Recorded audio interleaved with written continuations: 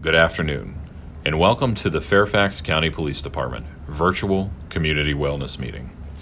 This meeting is hosted by Colonel Edwin C. Roessler, Jr., Chief of Police for the Fairfax County Police Department. On behalf of Colonel Roessler, thank you for joining us today for this critical discussion. We know more than ever it's important for us now to come together as a community and as a county as we navigate together through this global pandemic and come out stronger. We have a list of panelists today that will discuss resiliency, what they are doing in their community or organization, and how we can all support each other. During the presentation, if you have questions for the panelists, please direct them to me in the comment box, and I will ask the panelists on your behalf. Chief Roessler has been very intentional about officer wellness and resiliency, not only within the Fairfax County Police Department, but in the law enforcement profession across the country. He had a vision for this virtual community meeting today for all of us to come together to support each other and discuss one mission as one community and together as one Fairfax. Included in the presentation are wellness messages that were shared by Chief Roessler with our community, discussing patience, being connected, thinking ahead, community resiliency, and two general wellness messages that were shared by our Media Relations Bureau on his behalf to our community. As we go through the panelists today, I will keep one slide up that will list all the panelists that will be discussing topics today. They'll be available there so you have their name and organization which they are representing if you have follow-up questions. Again, we thank you so much for joining us today. We hope you find tremendous value in the information that will be presented in this presentation. Our first panelist today will be Dr. Benjamin Schwartz from the Fairfax County Health Department. We will begin as Dr. Schwartz is beginning his presentation. Thank you. Dr. Schwartz. It's been having on our population. Unfortunately, pandemic disease in Fairfax County is still on its way up. We read in the media that there are other communities, places like New York City, places like Seattle, for example, where the disease may already be decreasing. We hear states that are already making decisions on opening up businesses. But unfortunately, that is not the place where we are in Fairfax County right now. Every community experiences its own pandemic outbreak, and we are still in the midst of that outbreak. So far in Fairfax County, we have about 2,400 documented infections, and those are infections that have a positive test for COVID-19. But we all know about the problems getting tests, and we all know about the shortages of tests. And so there are many more people, many more families that have been affected that have not been tested.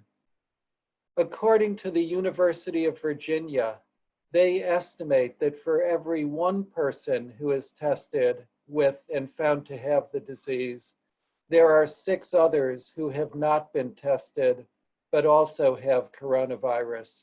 So as we think about the toll that this is taking in our community, it is far more than only those who have had a positive test.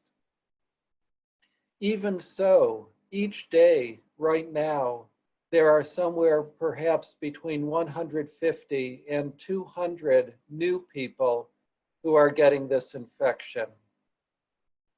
The infection is most severe among older adults and among those with chronic diseases who have heart disease, lung disease, and diabetes.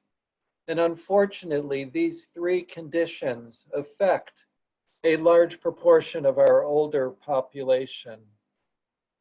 Unfortunately, we also have seen outbreaks in long-term care facilities, in nursing homes and assisted living facilities.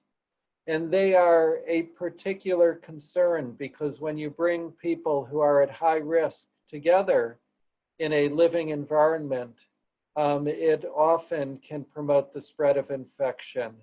And so at the health department, we're working as diligently as we can to reduce the risk in these high-risk areas.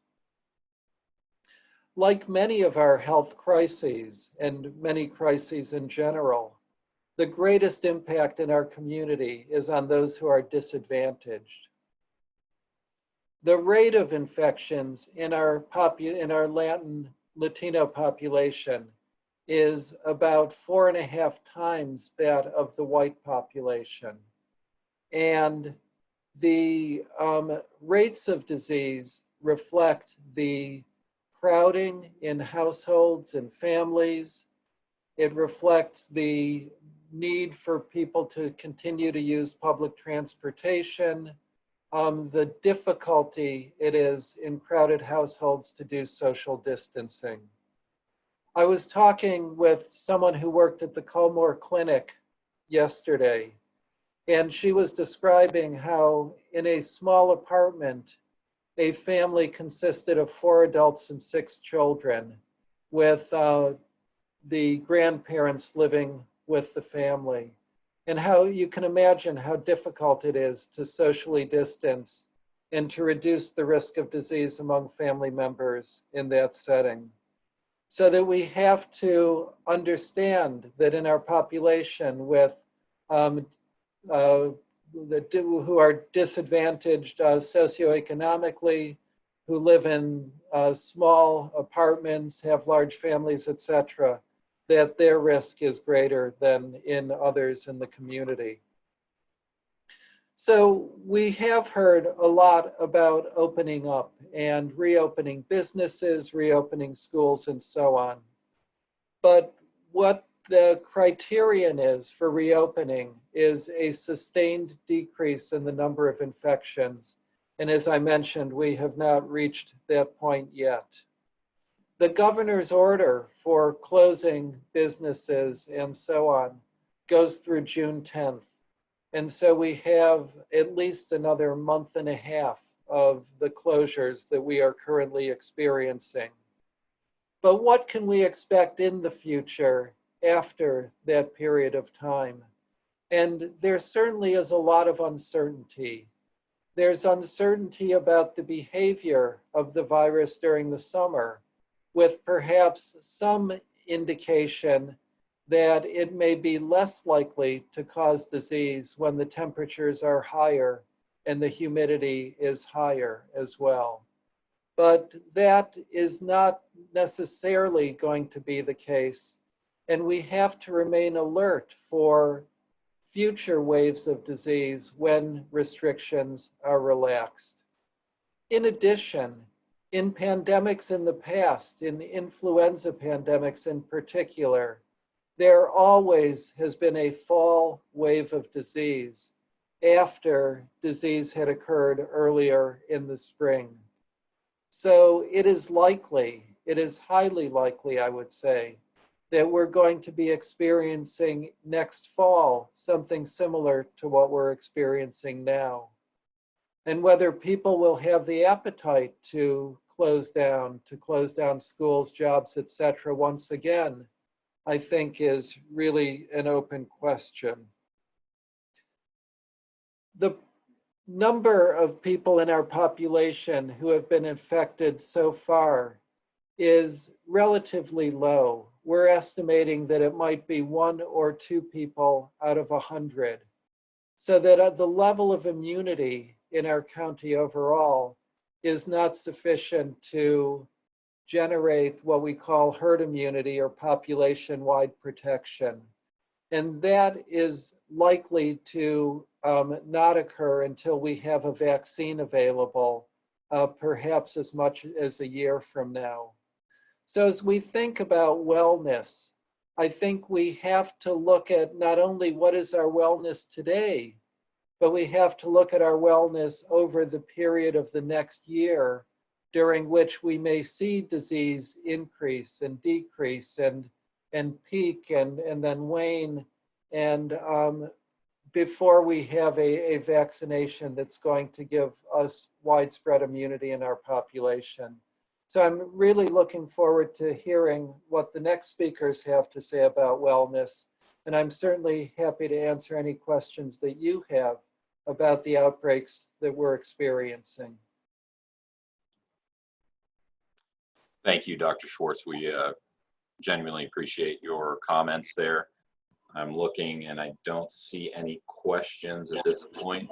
Does anyone have questions for Dr. Schwartz?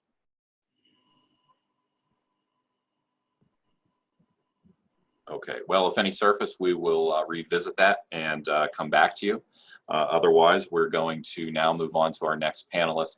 And I failed to mention in the beginning, so I apologize. We have one slide for ease of read there that lists all of our panel members and their titles and the organization that they're from. The last page of our presentation, which will ultimately share this presentation at the conclusion of this meeting today, has links so you can go and follow and get additional information from their websites if you'd like to follow up. So we will now move on to Craig Diatley. He's a physician's assistant and the assistant medical director for the Fairfax County Police Department. Sir, can you hear me? Sure can, Greg. Gotcha. Go ahead, sir. The floor is yours. Thanks very much, Greg, for this opportunity to join the group this afternoon. As Dr. Schwartz has painted the picture, we have an enduring and formidable foe that is certainly challenging the whole depth and breadth of our Fairfax County community.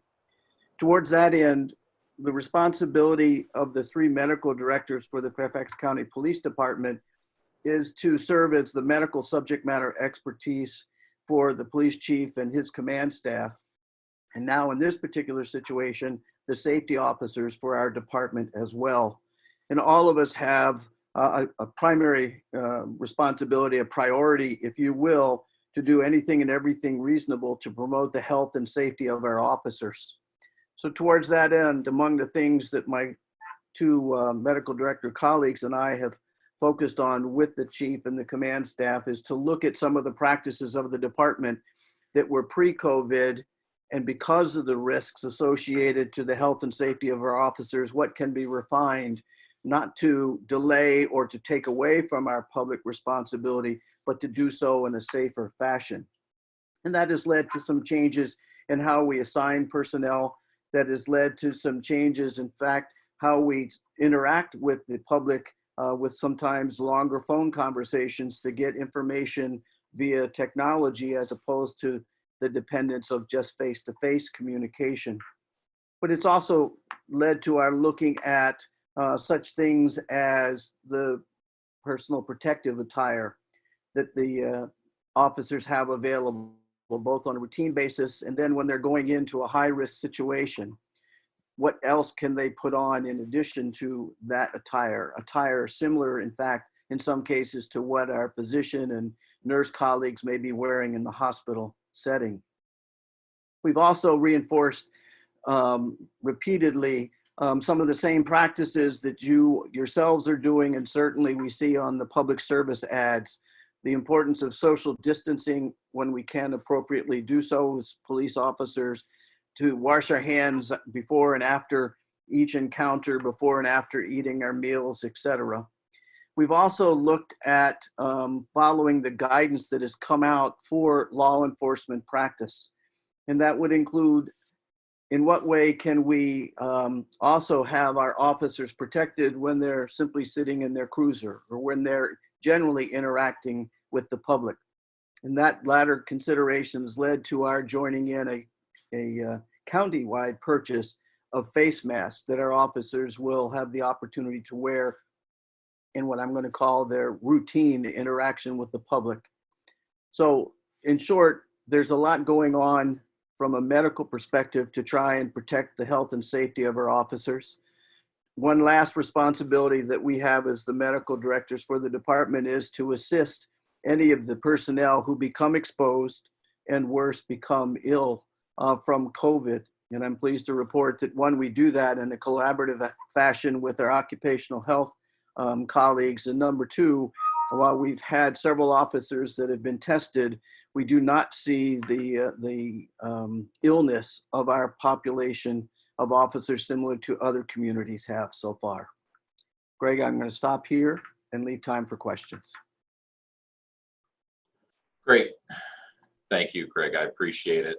I have two questions for Dr. Schwartz, and I let him know that I'm going to come back to him. In the meantime, if you have any questions for Mr. Diatley, please send them to me, and we will revisit that.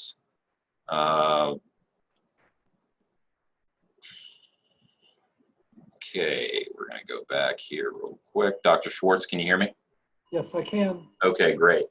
So the first question I have, do you have a projected date for reaching the height of the pandemic in Fairfax County? I would hope, and this is just a hope, I would hope it might be within about 2 weeks. Usually pandemic outbreaks have seemed to last about 3 months altogether. And since we began this in early March, really, I would hope that we're going to reach the peak within a couple weeks and then be on the way down. Okay, great. Thank you. The next question I have from Lindsay Henderson, she said, thank you, doctor. How are things looking in Culmore, considering all you stated about the Culmore community? Is there anything that we're doing to help them? Yeah, no, thanks so much for that question. And I talked the other day with folks from the Culmore Clinic, and they talked about, you know, what a challenge it is in that community trying to prevent infection. We hopefully will be opening a testing site there so that people can have easier access to getting tested. And I know that the Culmore Clinic is reaching out to people, to families, to provide support, to give them information about where resources are available that can help them and their families, and that they're working with other groups. There's an organization or a group that brings together community organizations from the Culmore area called the Culmore Partners, and they meet regularly, and I know they're discussing issues like food security, how they can get resources to people and so on. So there is a lot of activity and a lot of discussion there. Great. Thank you, Dr. Schwartz. That's all I have for you right now with questions. We really appreciate your input. Craig Diatley, I'm going to come back to you. I have a question. Can you hear me, Craig? Yes, sir. All right, let's see. With the evaluation of the health and safety of officers, are there any specific changes for what is recommended for interactions with officers? Well, to the extent that we can limit the interaction using technology, that's important. But number two, we're people-oriented public safety officials. So in that regard, we know that we're going to be in and amongst the public. And so towards that end, the appropriate physical protection, as I mentioned, that takes on importance. Number two, we have gone so far as to create COVID response teams that can go in with personal protective equipment to those high-risk situations rather than involve a large number of officers, condensing that down, putting them into the protective equipment. That's another protective step that we have undertaken so far. And as we continue to go deeper into this experience, we'll also continue to modify our practices as well. Okay. Let's see. Thank you very much. And that was from Rick Campbell. And Mr. Campbell, we have information that our Media Relations Bureau has put out and the chiefs put out messaging regarding some operational changes and enhancements that we've done as an agency to change some business practices right now to provide some extra level of security, respecting the social distancing with officers and community members when we interact with them. So that information is available as well, and we can certainly make that available to you. Eliza, I see your comment. Great that the PD has the mask. That's unfortunate. You said your friends in Respin Hospital don't have clean masks every day. You have a question here, and I'll try to sort through that and read it and come back to it. And Lindsay, you thanked Dr. Schwartz for the wonderful news. So perfect. Thank you. If no other questions, yes, Rick, prefer to meet outside for the first contact, if at all possible. Thank you, Craig. I appreciate it. That's all we have right now. Next, I'm going to go to Dr. Colby Mills. We're very blessed to have psychologists on staff with the Fairfax County Police Department, and Dr. Mills is one of our department psychologists. Can you hear me, sir? Yes, I can. Thank you. All right, the floor is yours. Thank you, Captain. I appreciate the Chief putting this together as well. What I wanted to do with my few minutes is talk to everybody about the kinds of things that my colleagues and I recommend to the officers that we would also recommend to all of us, who are going through this. We're all really going through this together. And in a lot of ways, it's unlike anything that we've faced as a community before. So one thing really is just the basics of self-care. There are a lot of unique things about coronavirus and this pandemic. One thing that it has in common with a lot of other things you've faced in your life and gotten through is that it is a stressor. And you have the advantage of knowing how stress plays out in you. Do you get irritable? Do you lose sleep? Does your appetite or your schedule get thrown off? You know the ways that stress impacts you. And you've developed ways that help you personally to cope with stress. And my main advice to you is be using them now. And if you find that this is a different kind of stress for you and your usual coping techniques aren't working quite as well as they used to, time to try some more. Ask friends, check websites, talk to someone like me, a mental health professional out in the community, and get some tips on how to cope with stress. Actually, the CDC puts some things out about stress coping tips these days. One thing that tends to work really well for most of us is mindfulness. And if you don't know what mindfulness is, most of you probably do. If you don't know what it is, it's simply the ability to take in a moment and pay attention to it without having to do anything about it. So no judgments to make, no actions that you need to take, just taking the moment in. This turns out to be a really helpful strategy, both for mental well-being and for physical well-being, actually, in a lot of ways. There are lots and lots of ways to practice mindfulness. There's relaxation breathing. You can practice mindful eating, lots of ways to do it, but one is meditation. And if you haven't practiced meditation before, it's surprisingly easy to learn. I recommend going to one of the free apps such as Headspace that will teach you how to meditate. That's what I used when I learned how to do it several years ago. And it's incredibly helpful, especially in times like these. Physical activity and exercise, obviously a great way to dispel stress, keep your health up, which is obviously quite important right now. The other one is more of a kind of a thought-based strategy. It's really taking control of what you can. And that's all the more important right now because of the ways that this pandemic and the necessity of the lockdown and things like that have really taken control away from us in a lot of ways. They've disrupted our routines and our schedules. They've disrupted our sense of kind of what's safe and what's right, what we ought to be doing when we're out in the community, or even if we should go out in the community. So it's really disrupted a lot of things. It's all the more important to accept that and then also focus on controlling things that you can. Are there elements of your daily schedule or your routine that you can control? Can you build in a little more routine so that you have a sense, hey, I'm taking charge where I can. Setting boundaries around your work life versus your personal life. A lot of us, like me, are working from home right now, and that changes the boundaries that it's important to be thoughtful about. Okay, what limits am I going to set here to keep myself healthy and kind of keep work where it belongs and my personal life where that belongs. Another thing about big, community level stressors like this is that it's important to find a way to express what bothers you about it, express the emotions that this brings up for you. If there are other things you've been through that this reminds you of, that too is important to express. And there are a couple of ways you can do it. You can obviously, and I hope you will, talk to people who matter to you, talk to people who are in your inner circle and there for you. You can also write. And that is another surprisingly effective way to express things that are really weighing on you about this. Another thing is really trying to find things in your life right now that give you a sense of meaning and a sense of purpose.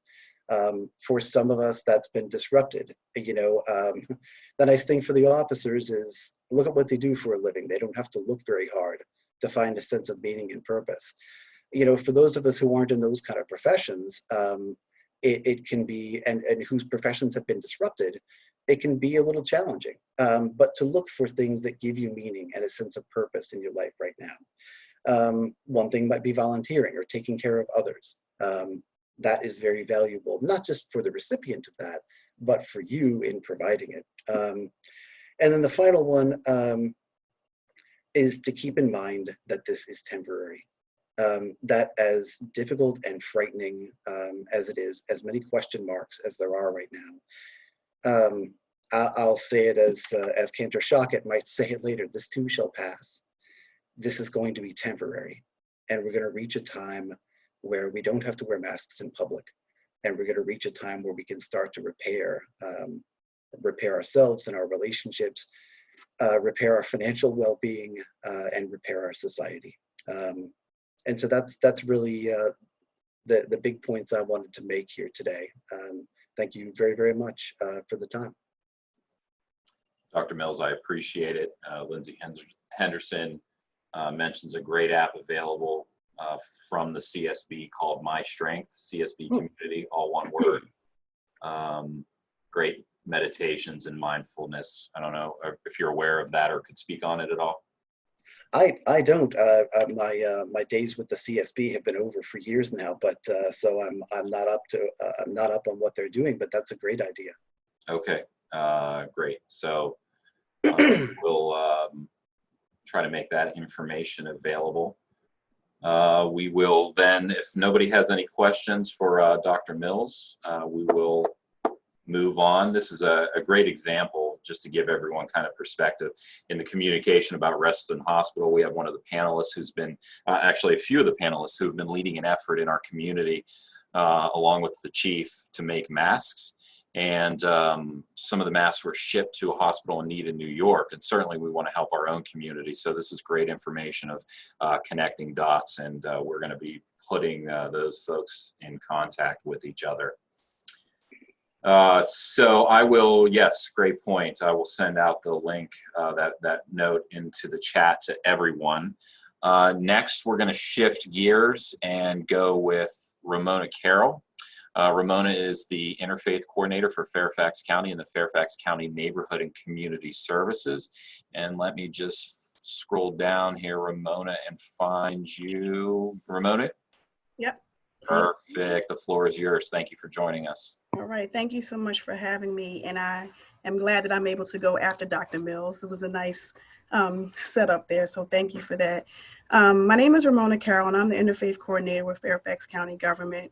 And my job is to work with the faith community. And we know that our faith community is definitely part of our fabric of response in Fairfax County, regarding if it's a disaster, if it's just someone who's in need of food. So we've been working very closely with our faith community during this time to meet the needs of our community members. I did just want to address something about the Colmore community and just let people know that our nonprofit partners in Fairfax County have been working with World Central Kitchen to provide hot meals in addition to the work that they're already doing, and that there are those services in Colmore, and we are working to make sure they have accurate information. And that I'm really happy to hear Dr. Schwartz that there may be a possibility of a testing site in that location. Another way that we're working with our faith community is to make sure they have accurate information about what is happening in the community, and they're hearing from trusted sources in the county about different resources and opportunities also to give back. So we are meeting with our faith leaders, members of the faith community, every 2 weeks. And so our next one is on April 28th. And if anybody's interested in anything that I'm saying, please email ncsinterfaith@fairfaxcounty.gov. And we bring people from the county. We're going to have someone from Homeless Services, domestic violence, sexual assault services, as well as someone from the health department to come and talk and to answer ongoing questions. One of the big things that we're doing during this time is the Fairfax County has a chaplain corps that I manage, and that is for people to respond to sudden deaths and suicides, as well as disasters in times of need. Our chaplains usually go out to speak with people face to face when they're called upon. During this time, we have opened up a spiritual response team, which is a phone number that people can call if they are feeling sad or if they're frustrated and very concerned and just would like to have some type of spiritual support. This is not a mental health line. We do refer residents to mental health services and other supports in the county if that is warranted. And that number is 703-324-5185. We just started this week on Monday, April 20th, and we'll reassess it on June 10th. And we hope that this will just provide another opportunity for the community to reach out to chaplains and for chaplains to be that provide a ministry of presence and to be a voice and an ear for those who are just really struggling with whether it's being inside, uncertain about the future, and uncertain about what will recovery look like for them. So I do encourage you all to share that information. We are, our pilot was really for older adults, so ages 16 up, but please feel free to share that with anyone who may be in need of this service. Again, that phone number is 703-324-5185. And thank you for having me, and thank you for allowing me the opportunity to share this vital information with the community. Thank you, Ramona. I appreciate it. If anyone has any questions for Ramona, please send them to me, but I'm gonna do a quick shift. We're very fortunate here. Marla, the prevention manager with CSB, she is on here, so she's able to speak about the My Strength app. So I'm going to go to her very briefly to be able to share that information with everyone. Marla, can you hear me? I can hear you. Can you hear me? Yes, perfect. Please, thank you so much. I really appreciate it. Thank you for joining us. Go ahead. No problem. So as was mentioned, the My Strength app, you can log on to that. It's free to anybody in the community. It has mindfulness and meditation on it. It has, if you're having trouble sleeping and you want to track your sleeping, it has a wealth of different activities that you can do. When you first log on, it'll ask you to answer some questions so that it can personalize what you're trying to improve upon or get some, just some support with. So you log on, as you put in the chat room, it's mystrength.com. You click sign up, and then the password is CSB community. And anyone in the community, parents, teens, you name it, can go ahead and use that. So if you're working on anxiety, if you're looking at sleep, substance misuse, loss of a loved one, you want to do more wellness activities, you want to practice meditation or learn some of those guided meditations, that's all available on the app. Great. Thank you so much for sharing that information. We really appreciate it. And jumping in without any advance warning. So thank you so much. No problem. Ramona, I'm going to come back to you. I have some information request. Let me find you here, Ramona. There you are. Ramona, can you hear me? There you are. Okay, perfect. So real quick, great information. Thanks, Ramona. What was the email for interfaith meeting participation requests? Oh, I'm sorry. It's ncsinterfaith@fairfaxcounty.gov. Great. Thank you so much. Thank you. Okay. Thank you. We will now move on to our next panelist, Cantor Michael Shockett. He's the lead chaplain for the Fairfax County Police Department, and he is also the cantor at Temple Radof Shalom. So let me find you, Cantor Shockett.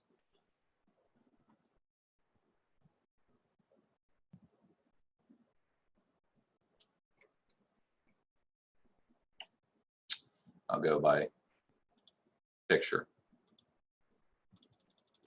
There he is. All right, gotcha. Thanks, Captain. Go ahead. Great to see everyone today virtually. I want to, just because today is the first day of Ramadan, I want to wish all of our Muslim friends a blessed Ramadan. We in the Jewish community celebrated Passover virtually, and I know our Christian friends celebrated Easter virtually, and so although it was different and in many ways challenging, it was also comforting to find a way to build a community in this changing time. So I wish all of you a blessed Ramadan. So what I want to speak about for my few minutes is wellness from a faith perspective, and think about how we in the faith communities can look to hope, to resilience, and gratitude to help us through this time. And for me, I find it through interpretation of rabbinic or religious texts. So if you even think of the Psalms as a way of people of generations that have found strength through difficult times, Psalm 121 says, I lift my eyes unto the hills. Where does my help come? My help comes from God, maker of heaven and earth. And Psalm 30 reminds us to be hopeful. It says, God, I cried to you for help and you have healed me. And then it said, weeping may tarry for the night, but joy comes with the morning. For me, focusing on that fact that we will get through this allows us to let our faith and our hope sustain us, and hope will hopefully persevere, and we will see joy in the morning. I liked what Dr. Mills said too about finding a sense of meaning and purpose, and we can do that through faith, through the idea that we have to find a way to stay resilient through our faith, through finding meaning and purpose, and helping us not just bounce back, which is what resilience is, but bouncing back higher than before. And understanding that while we may not have control in the virus, we may not have control about what we can do so much in our life, especially in work and things like that, but we can control what our reactions are to this. And it's really important that we remember that we do have that control. One of the advantages of thinking about resilience is thinking about all of the people that have came before us that have suffered through difficult times and how resilience helped them grow as well. And part of that is our perception. Can we perceive and conceptualize an event, and whether that concept becomes something that's a trauma or a chance to learn and grow? And hopefully we can get past the feeling that this is traumatic by thinking about a contradiction to that, and thinking about the idea that it's up to us to make it less traumatic, right? How we perceive things.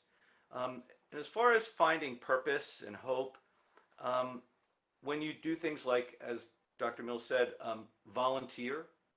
Many of the faith communities have lots of volunteer projects, social action projects, helping out at a soup caravan or homeless shelter like AFAC or others. Share in McLean, where we are, is one of them. It gives you a sense of purpose. It fosters self-worth. It connects you with other people and empowers you to grow in that resilience. So ultimately, it's really about hope.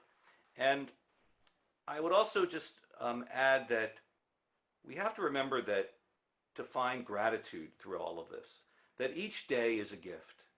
And it's important to realize the strength of finding that gratitude and being grateful, even in the midst of this crazy time.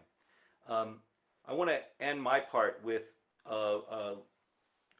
reading that one of my mentors wrote recently about the pandemic on the idea of hope. And it says, the rabbis taught that the world is governed by inexorable forces over which humans have limited control, if any. It's human nature to hope that one would survive catastrophe. We look back on the history of humankind and thank our lucky stars that we did not experience the ravages of war, the earthquakes, the tsunamis that obliterated the lives of hundreds, if not millions. We often wonder, did we not, what we would do, how we would react in the face of disaster and catastrophe. This is no longer an academic exercise. We are a finite species living on a fragile planet. Even if the toll of this virus is not as horrific as anticipated, it will have impacted enough of humanity to rank as a major disruptor of life as we have known it. Suffering is inevitable, The question is, how will we respond to that reality? Will we marshal our resources of compassion and decency? Will we be brave enough to triage our tangible assets to sacrifice for the common good? If the past is any indicator, we can expect some outrageous collateral damage. First will be theological. The theists among us will ask if this is a punishment from God, or what is God trying to teach? Second will be to ask who is to blame, who can be held responsible. A lot will depend on who we see as our neighbors and our kin, as opposed to our strangers and our enemies. But fear is inevitable. The message of the prophets is that despair is a sin and hope is a duty. Easier said than done. Still, it's something towards which we aspire, and at the very least, we should care for ourselves and care for each other. Thank you. Thank you, Cantor Shaka. I appreciate that. We all do. If anyone has any questions for him, please send them to me. In the meantime, we're going to move on next. We have two panelists who have joined us from the Al-Dulles Area Muslim Society, their chair, Rizwan, and their interfaith coordinator, Hirnessa. So I will go to them right now. Let me find you, sir. All right.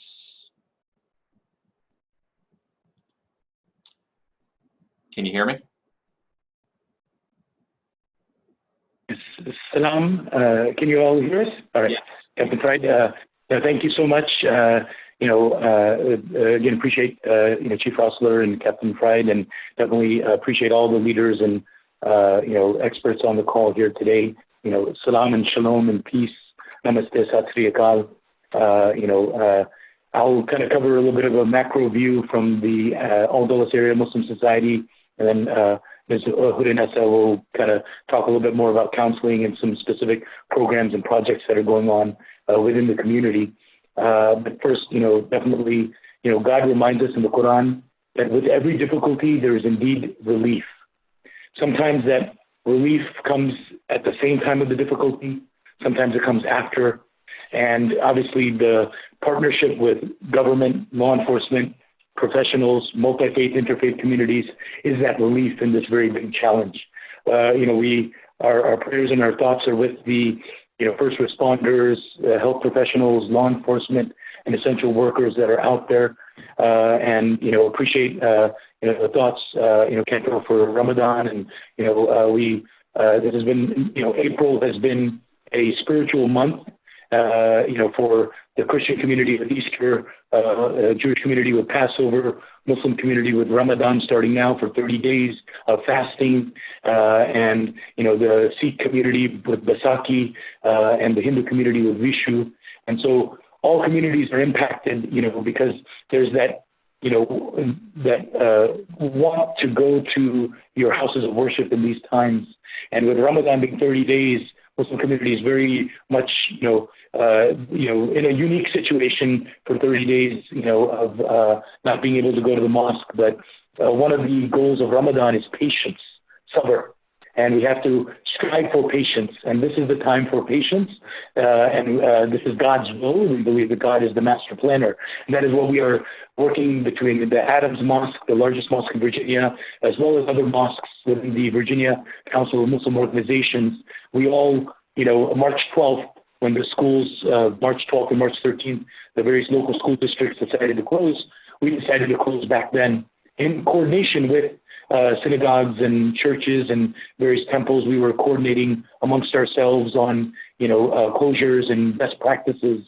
And obviously all the programs we've done are moved online. We've got dozens and dozens of programs, that are virtual and online, even in Ramadan as well.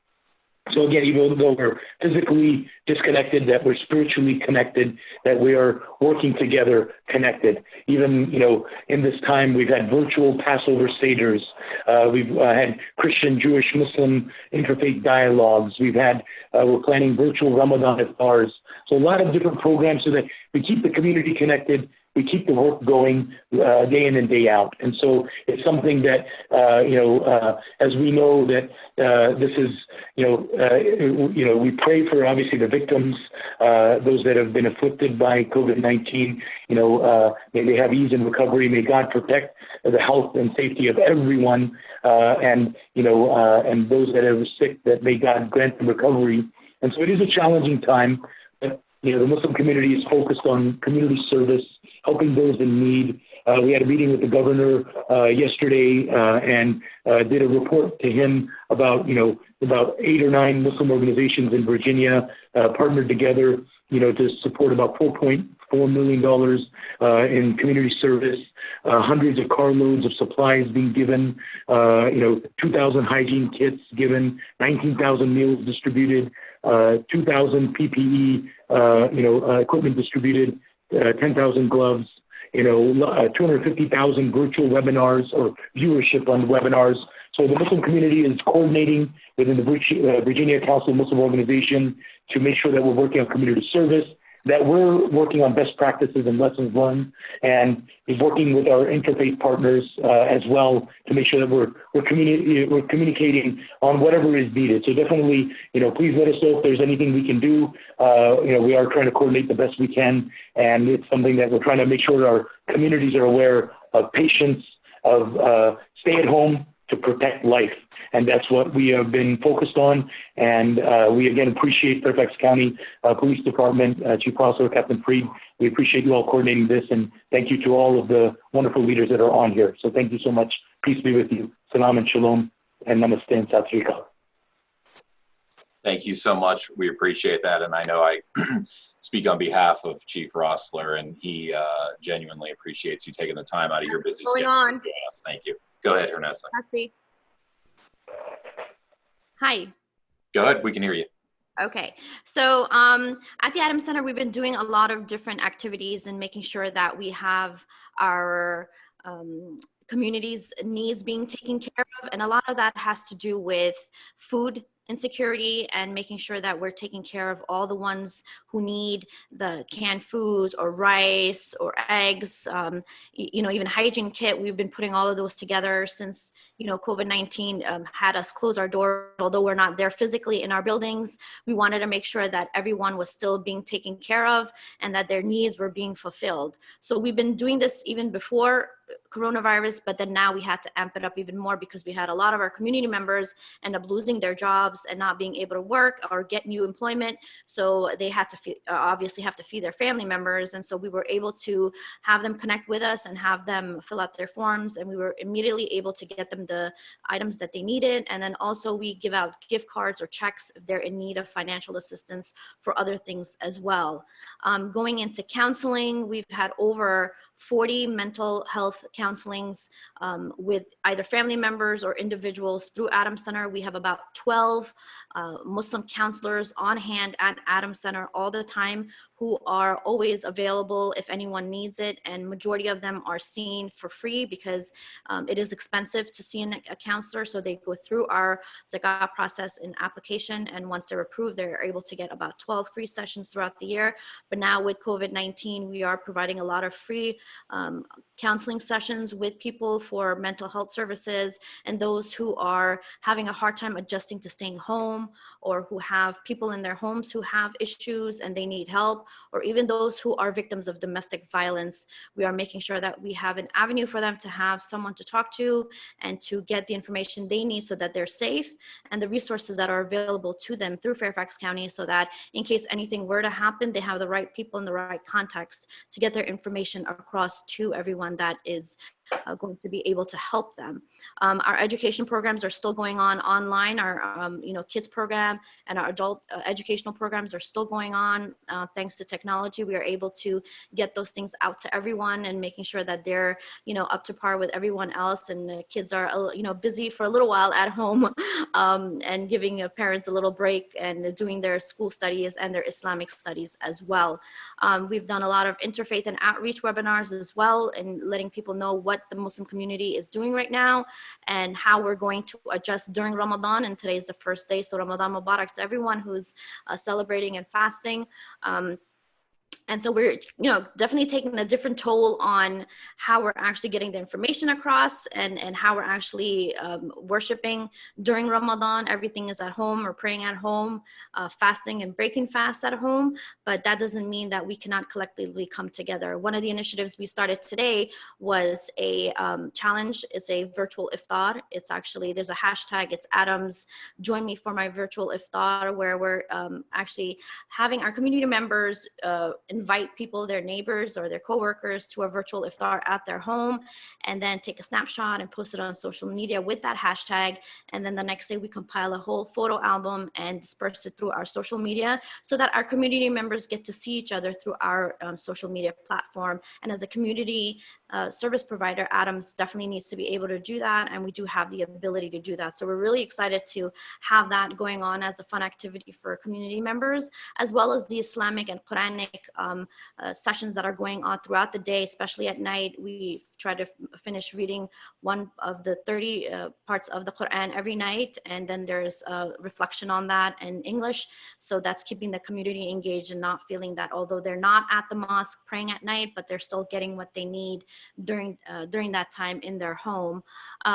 We also have a weekly live session with a Muslim physician who gives updates on coronavirus and what's it actually doing within our community here in Northern Virginia, what are the questions people might have, and what to look forward to in the coming days or weeks or months in terms of how it's going to affect us.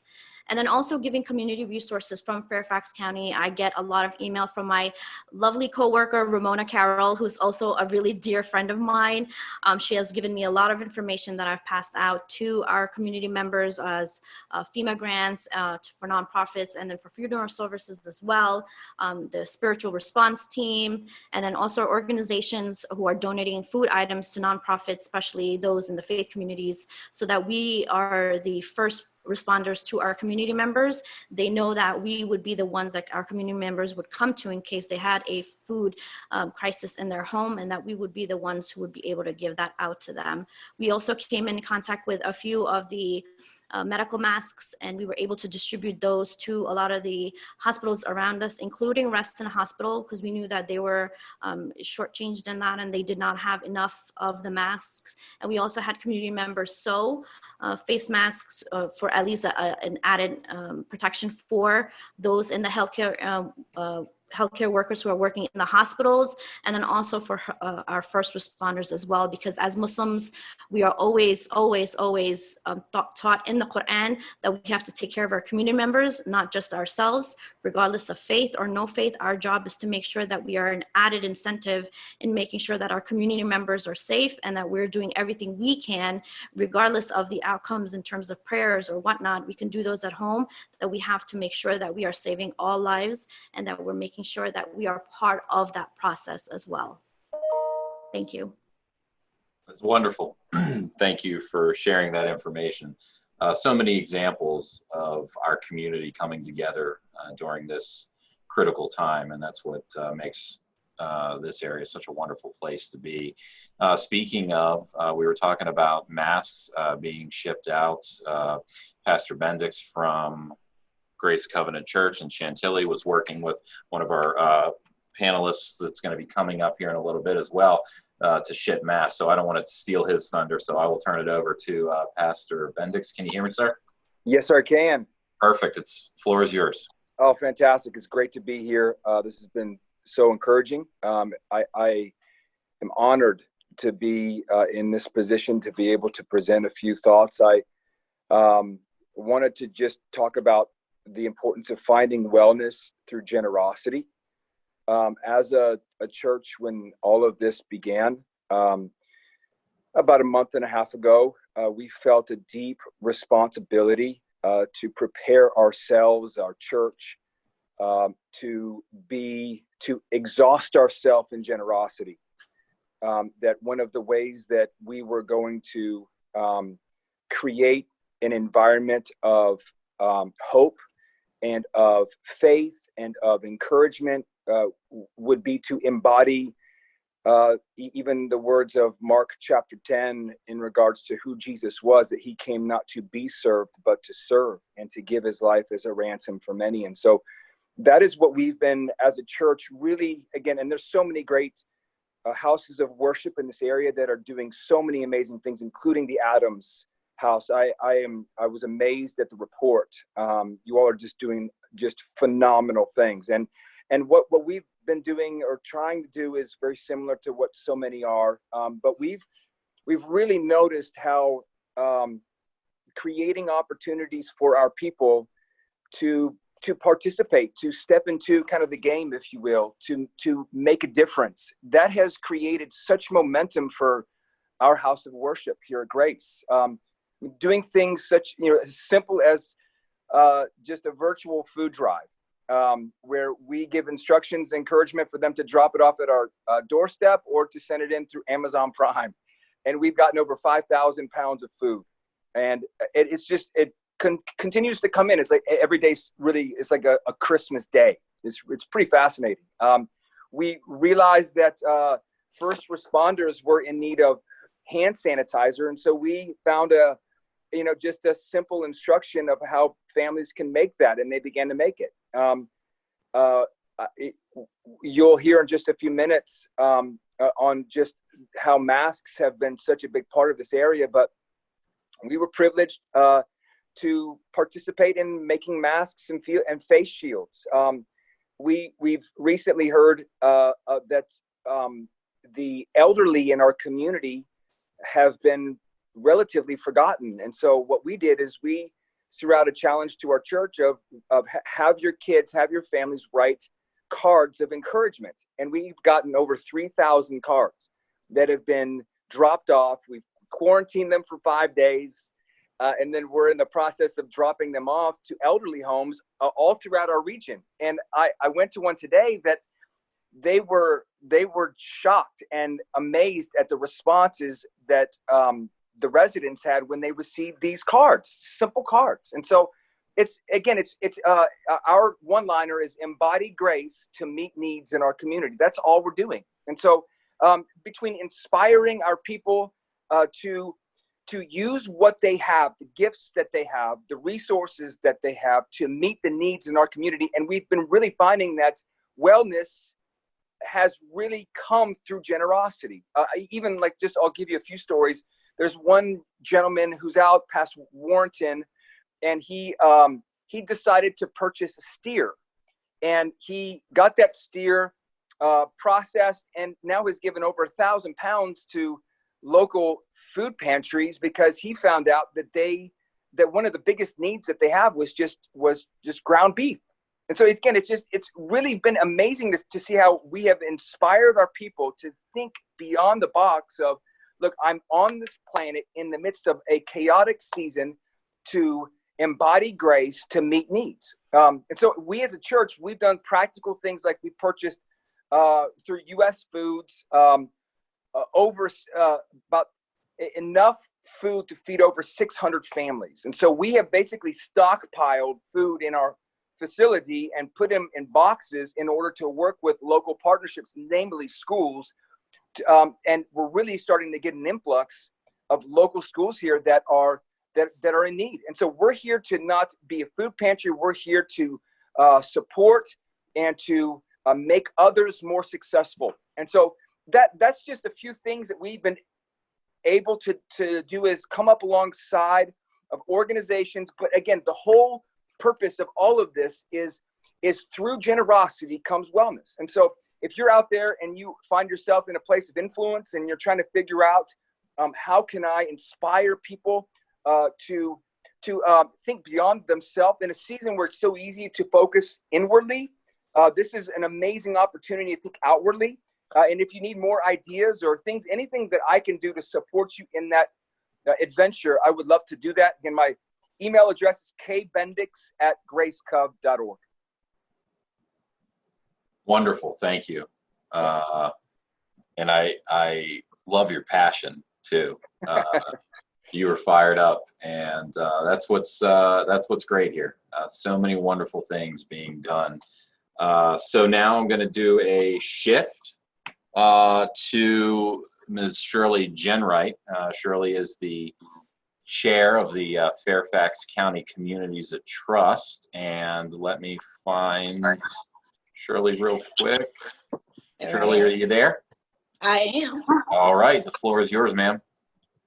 Okay, so, well, good evening, everybody. I am learning a lot about what's going on in the county, and thank you so much because it is a pleasure to be a part of it. And Pastor Corey mentioned that we've been making masks, and this was something that I thought of when I saw one of the nurses from Mount Sinai Beth in New York crying, and the fact that they had to wear one mask over and over when we all know that you're only supposed to wear it one time when you're working with a patient.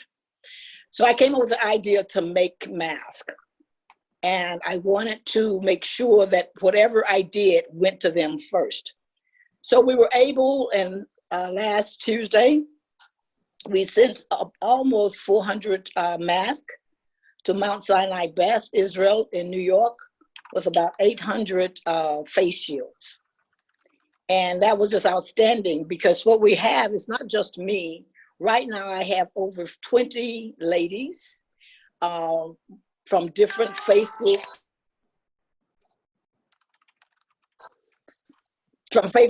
different faith groups who are working with me. I am partnering with Grace Covenant Church, who has furnished most of the materials that we are using. I've been getting donations, so those donations are turned around in purchasing more supplies. What we're running into is that a lot of the elastic that we need for masks is very hard to get. So we have resulted in making masks with the ties on them. And I thought I'd show you a couple of them here. This is one that we've made. And then this is one that we've made with the elastic. Now, yesterday I've been a drop off and pick up. So I have some ladies that started with 20 masks. They are now asking for 60 masks at a time. So yesterday I picked up approximately 200 masks and I dropped off about 125 kits. Cutting the material is really hard. So I found a company in Woodbridge, Virginia, who's a one-stop engravement. They have a laser cutter, so he volunteered to cut all the fabric for me. So that has been a tremendous help because now I'm able to get those kits out more and a lot faster. Right now, I'm completely out of elastic, so I'm sort of on a hold. I have ordered elastic and I'm waiting for it to come in. So any mask we make now will be the tie attached. Victim Services has asked for 50 masks. I will be delivering those to them. I have them ready. There's a homeless shelter in Washington, D.C. have asked for 100. We will be delivering them 100 tomorrow. I did have one lady, back up, that donated to us 300 yards of elastic. She had her son's girlfriend mother, worked at an elastic factory and got 1,000 yards, and she donated 300, but that went extremely fast. So we will continue making masks as long as we need to, and we give them to whoever needs them. Fairfax County Police Department will be distributing masks to underserved areas in the communities. And so Captain Freed is coordinating that, and we will get those masks to the departments. We're actually starting in the Mount Vernon area. They have 3 areas that we're particularly concerned about because if people have to purchase a mask or find a mask or buy food, they will go without the mask. And we want to make sure that everyone is taken care of.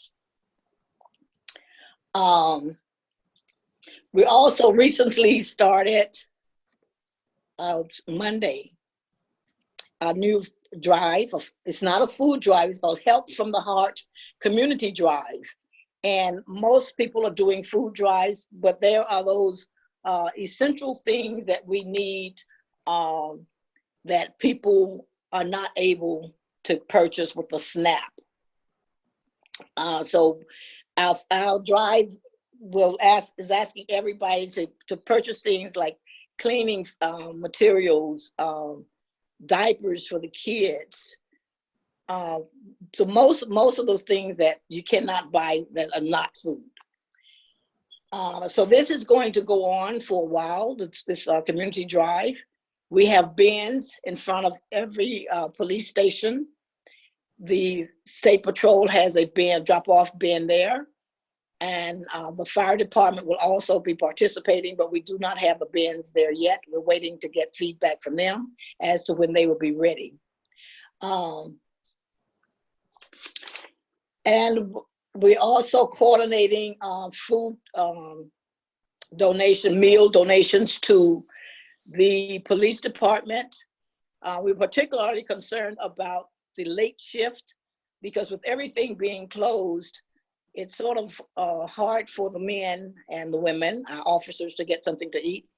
So we have the Apple Federal Credit Union is going to be providing some meals for the late night shift for a couple of nights, the A and the B shift. We also, next Wednesday, Fox 5 News will be providing meals at the call center. And that will be a one-time thing.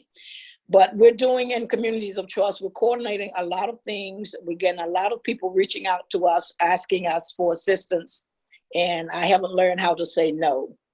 So I think that's about it, what we're doing. Our biggest focus right now is continuing to do the mask. And Pastor Corey mentioned hand sanitizer. We were making some of that. I want to, but we cannot find alcohol, not the kind you drink, the kind that you use to wash your hands. And so if anyone find any, if you could please grab it and let me know, and I would kindly pay you for it. So I think that's about all we're doing. Again, thank you so much, Chief Roessler, for establishing this.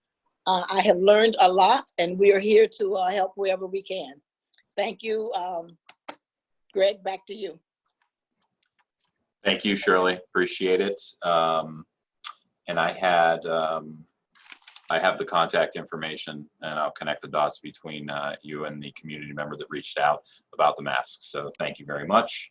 All right.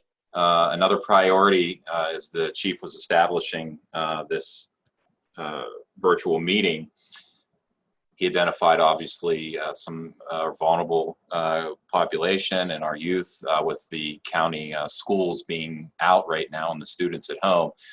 So we're very pleased to be able to have some folks from Fairfax County Public Schools join us today. Stefan, I will turn it over to you, and then I'll allow you to introduce your colleague. Can you hear me? Sure. Can everyone hear me? Yep, we got you. Go ahead. All right, sounds good. So good afternoon, everyone. My name is Stefan Maskell. I am the coordinator of the Student Safety and Wellness Office for Fairfax County Public Schools. Our office leads the majority of the prevention programming for the school district. And I am joined by Bethany Kozliak today. She is one of the school system's mental wellness specialists. So Bethany, please, jump in and provide additional information as I go through the different things that I just want to speak to. What I would like to let everyone know is when we look at wellness in the school system, mental wellness, we think about our school psychologists, we think about our school social workers, we think about our school counselors, as well as our teachers and our administrators, and the ways in which they are still available to support our students who are at home at this time. Our school counselors, social workers, and psychologists are available virtually for any student who is in need of various types of support. So if you come in contact with any students or you come in contact with any parents and they're looking for that support, please let them know that they can email either their school counselor, psychologist, or social worker. They can also reach out to their school administrators as well. They are available virtually to support all families and all students. particularly in the areas of, in the area of prevention. We have established substance abuse prevention specialists, and they are assigned to each high school and the feeder schools to that high school. They are also available virtually. Their role is to provide alcohol and other drug education and prevention supports school-wide. They will also work with specific students who are at risk. So perhaps there are students who have already been involved with substances, and they're available to meet with those students virtually, confidentially, on a one-on-one basis. We are able to assess those students to get a rough idea of their level of involvement with the substance. And then from there, we're able to provide them with a very targeted intervention. For those students that need additional support beyond what schools can provide, we're also available to directly link them with our community service board through what we call a warm handoff. And essentially what that is we bring together the student, the family, as well as our substance abuse prevention specialist and CSB. There can be a conversation between CSB and the parent about insurance and payments, and they can also talk about what other available support options CSB has. And then we are able to work with CSB to essentially expedite the process of getting that student signed up for one of CSB's supports or additional therapy options that student may need. My understanding in working with CSB right now is that much of their work is also through that telehealth foundation. And so that's the work that currently we are involved with. There is an alert on the FCPS main page. So if you were to go to fcps.edu, towards the top of that page, you would see an alert.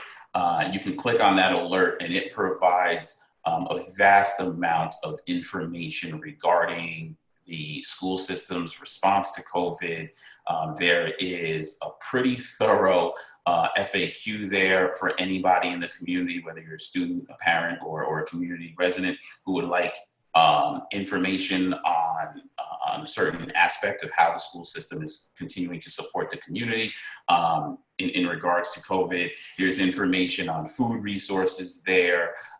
If you would like to contribute to food distribution, or if you are in need of food, there's information there as well. And then there's also ongoing information on distance learning as well for our students. We're all aware that there was a hiccup with our Blackboard direct teacher distant learning feature. I know that the school system is still working on that, but there are other means that the school system is working to provide education to students. And so that information is also available on the webpage as well. Bethany, did you want to speak to anything? Did I leave anything out? You touched on a good majority of it. I was just going to speak to a few more resources that we've been putting out to the community. Thank you for covering that so well. The one thing that we're really focusing on is a student voice, sharing some student voice. And so students are producing videos about self-care, mindfulness, activities that they can do to keep busy. And those are being released through our wellness website and our Twitter and Instagram accounts. And they're sending some great messages just about also taking care of physical health and why social distancing is important for youth. Those have been made in Spanish as well. We have one of our Spanish speaking students who produce them. We know that students like to listen to each other. So that's something that they have been really helping with. On top of that, one other thing I wanted to touch on was, Stefan, you did talk about contacting the school social worker and psychologists and counselors. There is also the opportunity for wellness consultations for parents and students. So parents have the opportunity to submit a Google form, and they can get a 30-minute consultation with either a social worker or psychologist given the need. And then the same for students, they can submit this form, and it's for middle school and high school students can access that resource as well.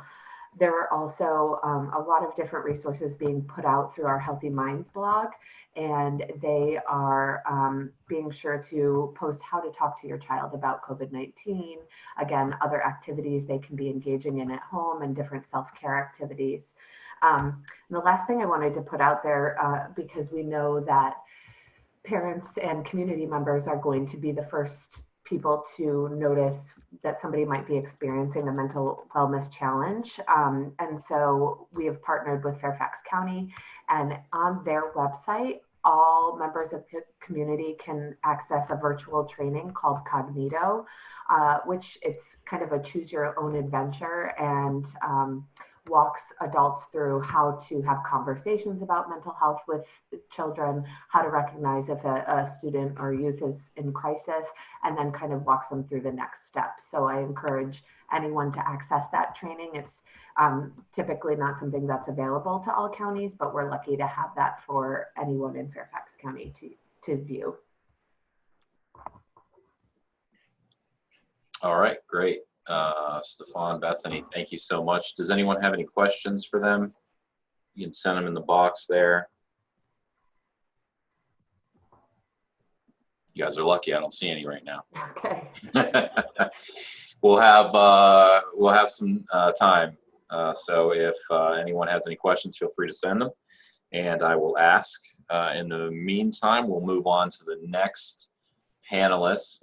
We're very pleased to have Nicole Mines from the FBI. She is a community outreach specialist with the FBI and is a member of Communities of Trust. Nicole, can you hear me? Yes, good afternoon, everyone. Can you hear me as well? Yep, we got you. Go ahead, thank you. Awesome. Good afternoon, good evening. I hope all is well. I have about 3 to 4 items that I wanted to share some information about. In times of crisis, the criminals do not take off, and neither does the FBI. So one of our huge focuses right now is to put a huge spotlight on trying to keep our kids safe. So there's a huge uptake, of course, for children at risk during times of crisis. All of our kids now across the country are inside now. A great deal of them are on their computers, whether it be laptops or computer desktops or on their phones. And the parents can be getting very weary at this time also. So this is a great time for predators as well. So one of the things we want to share with all of our community members, our teachers, our resource officers, our parents, anyone that is dealing with children, we also want to have this time be a time about learning about safety, about online safety, what it looks like. It's not necessarily something that is very fast-paced. You send a message and then maybe expect to go meet someone today. But a lot of times with predators, is it a very slow trickle. It's a building of trust, a building of a relationship over a long period of time. So right now, while we're all in the house, in the home right now, this could very much be an incubation time for predators now looking to pull our children into these relationships, whether it be out of boredom or many different reasons. So you want to also incorporate in their learning not only about safety, about physical safety, about hand washing, but you can also incorporate the safety about online surfing as well. So one of our, we have a program called Safe Online Surfing, and that can be found also, hold on one moment, at, that's going to be sos.fbi.gov. And that's a safe online surfing program that could be used for teachers and for students. And it just gives you some games and a whole lot of different fun outlines for kids. It's educating them while keeping them safe at the same time. So, and sometimes these type of topics can be uncomfortable for parents, but use the virus as well to give you a segue in to just different types of safety. And so that can help sometimes with parents to break down those uncomfortable barriers. But we want to ensure that our children, they are very precious to us. So we want to ensure that they are safe at all times. And so as far as victim reporting also, anyone can always contact their local FBI field office, whether it's someone you know, or even if you want to send in a tip. It is tips, tips.fbi.gov. And then we also have, you can also file a report with the National Center for Missing and Exploited Children. And we, through the, I'm so sorry. The information that I sent in, it will have that 1-800 number and the tip hotline as well to use. The next piece of information I wanted to share is 3 different pieces, and I'll just give you a snippet of all 3 of them. And one of them is related to businesses or organizations in need of supplies, PPE supplies. The second one is cryptocurrency, so it's a lot to do with scams. Of course, anytime we're dealing with anything of crisis nature, this is a prime time for everyone to use it also as a huge time to begin to take advantage of people. And then the third one also is the healthcare fraud. So all three of those have, hopefully you all can see them on the screen, will have press releases for each of them, giving you very specific warnings about these. So some of the warnings went out, I believe, April 13th. One went out in March, and the rest follow as such as well, so that everyone is aware of what some of our focuses are on right now. One other thing that I wanted to share also, a lot of people are home teleworking right now, but I want to assure you that no matter what the crisis is, no matter if it's a holiday, we are still there. We are still on the job, trying to stay as safe as possible. We are still on the front lines, whether it's ranging from counterterrorism, intelligence, it doesn't matter what type of crime it is. We are still out here day in and day out working to keep our citizens across the United States safe. So a lot of our information also that may change daily can also be found on our website, fbi.gov. And that is all I have. Nicole, thank you so much for sharing that information. It's very valuable. You know, you can imagine we get some of that from a more global perspective across the country. Yeah. And sharing this information is very helpful. On the presentation is the link to the FBI's website, and you can go to their press releases, and it lists all of the articles and all the information that Nicole has referenced here during her presentation. So thank you. I'll look to see if we have questions. I think, Rick, I can answer your question here as we move on. But Nicole, that's it for right now. So thank you very much. And if anything pops up specific to you, I will certainly reach out. And Ramona Carroll, our interfaith coordinator, has asked for your contact information, so I will plug you two together and get you guys in touch with each other. So thank you. Absolutely. Thank you. Yep. All right. So we are going to move on to our next panelist, who is Ellen Head. And Ellen is with Special Olympics Virginia. She's the Senior Director of Development. And Ellen, if you bear with me 1 second, I will find you. Ellen, can you hear me? Yes, I can. Perfect. The floor is yours. Go ahead. Thank you so much. Good evening, everyone. As Greg mentioned, I'm Ellen Head. I'm with Special Olympics Virginia. But while it is a statewide organization, I'm based locally in our Fairfax office, not that far from our public safety building. So what I'm here to talk with you today about is the population within the county that has intellectual disabilities. And I know we are always hearing about vulnerable populations when referencing the COVID pandemic going on right now, especially the elderly and things like that. But persons with intellectual disabilities, IDs, I may refer to it as that moving forward, they fit very much the same bill as the elderly populations in many ways. First of all, we do have a chunk of persons with disabilities that do live in group homes. And the group home scenario is very much similar to that of a nursing home, assisted living at times as well. And many of persons with IDs have been forced to leave the group home if they have the ability to, because it is more safe for them to be living with their family members. And that definitely rocks their world and makes this time of crisis even more difficult. And in addition, persons with intellectual disabilities often have many underlying health conditions that make them more vulnerable to this virus as well.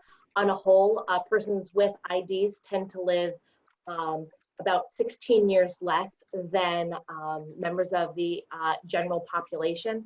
So we are definitely very much concerned about persons with intellectual disabilities at this time. So many people know what Special Olympics is. We're very lucky. We have one of the top 3 brands in all of nonprofit. That said, while people may recognize us, may recognize our logo, a lot of people don't know what we actually are. And a lot of times people just think we're a nice organization that may have a track tournament once a year for an 8-year-old boy with Down syndrome.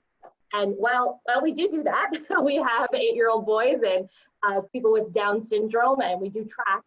But a lot of people don't realize that we're an important organization. And especially at this time, we are quite important in the sense that we may be a sports organization, but we're really not a sports organization. We masquerade as a sports organization because sports brings people together.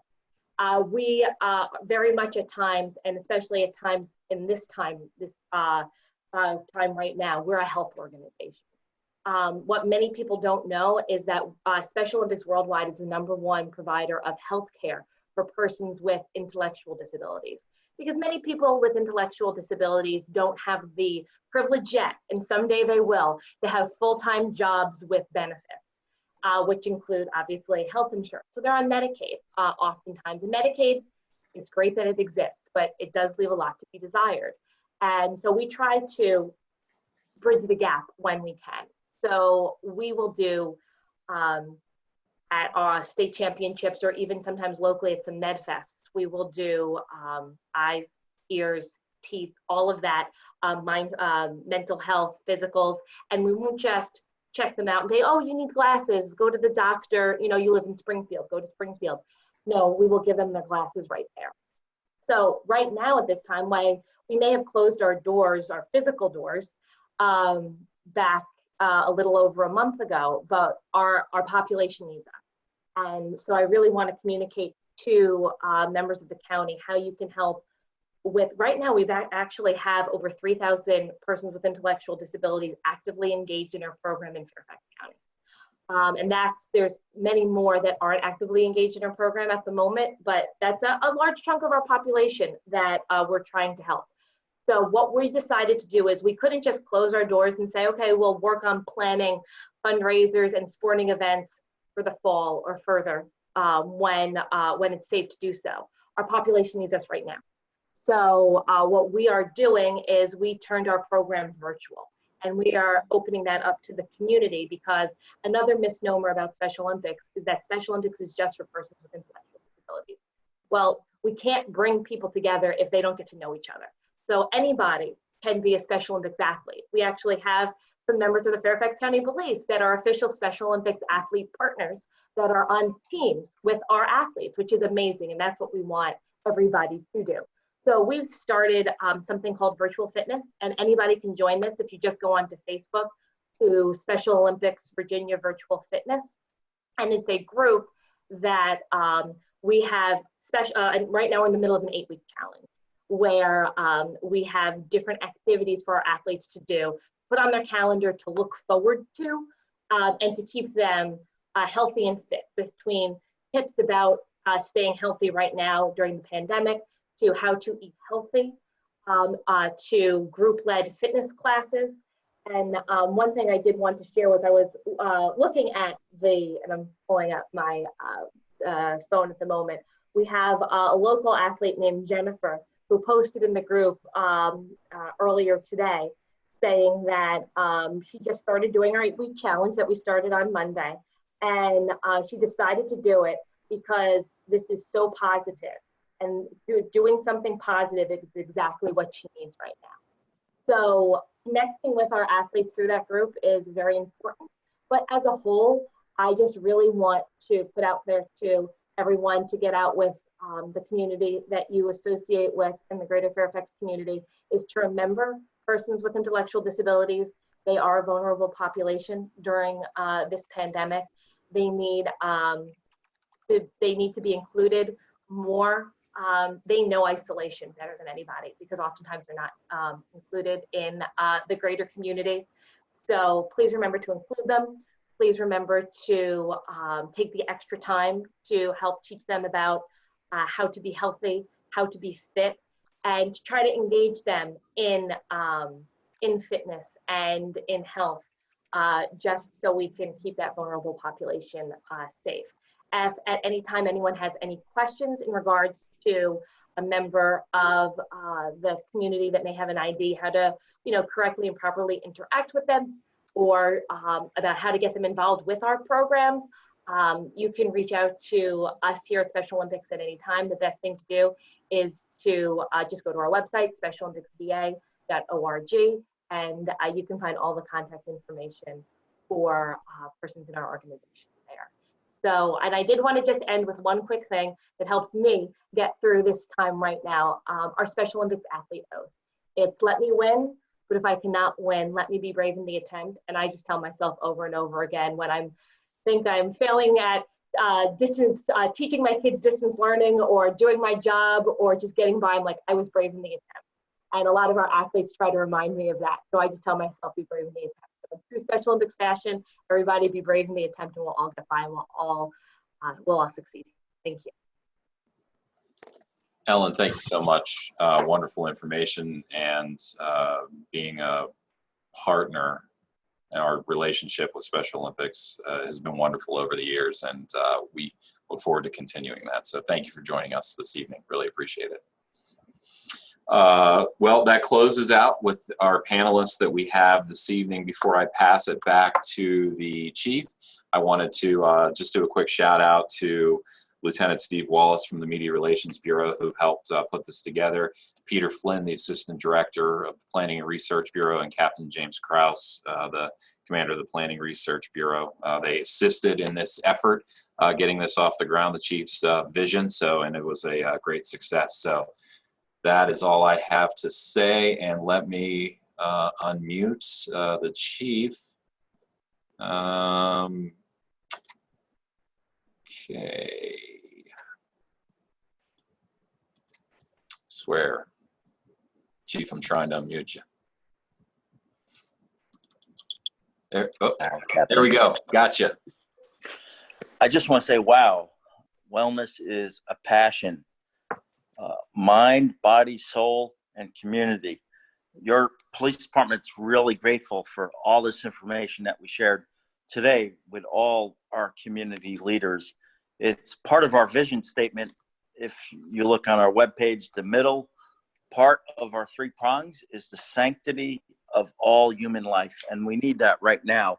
And so blessed to listen and learn from all of you. So we have a challenge moving forward, and that's to share all the information that we discussed during this virtual community wellness meeting.